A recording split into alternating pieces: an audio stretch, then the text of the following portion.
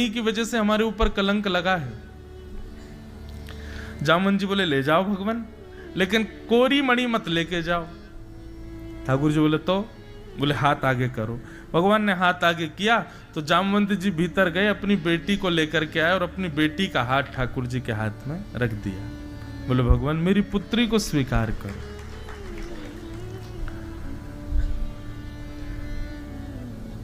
ठाकुर जी बोले एक कलंक हटेगा हमारे ऊपर से, दूसरा लग जाएगा।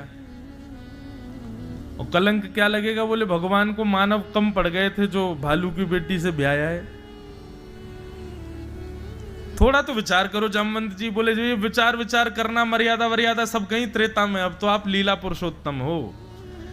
वहां आप मर्यादा पुरुषोत्तम थे, आपकी एक गृहिणी थी, हमने बहुत मर्यादा का पालन किया, लेकिन अब आप लीला पुरुषोत्तम हो, अब तो आप लीला कर सकते हो। भगवान मेरी पुत्री स्वीकार करनी पड़ेगी आपको।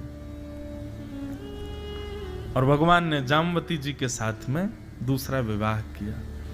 एक जगह ऐसी कथा संत जन बताते हैं कि ठाकुर जी ने जामवती को घोड़े पर बैठाया और अपनी काली सौल से उनको ढक लिया। जैसे ही ठाकुर जी द्वारिका पहुंचे, द्वारिका के सब लोग देवी यज्ञ कर रहे थे कि भगवान कुशल लौट करके आ जाएं।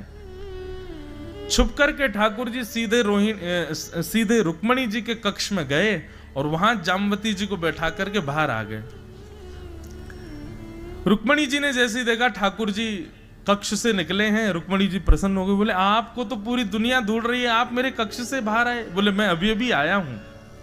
बोले आप कक्ष में क्या कर रहे थे? मुझे ढूंढ रहे थे? ठाकुर जी बोले नहीं, आपको नहीं ढूंढ रहा था। वो क्या था देवी, अब मैं बता देता हूं। वन गया था ना, तो वन में एक बड़ी सुंदर तपस्विनी बैठी थी, तपस्या कर रही थी।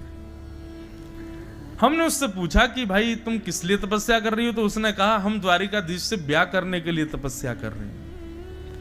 देवी वो इतनी सुंदर थी, इतनी सुंदर थी, इतना सुंदर रूप था उसका कि हमने द्वारिका लाकर के विवाह करने का विचार ही नहीं किया। वहीं पर ही ब्राह्मण देवता प्रकट हो गए और उन्होंने हमारा ब्याह करा दिया।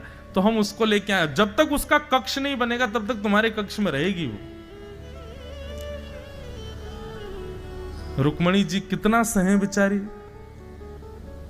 बोले कि एक तो आप दूसरे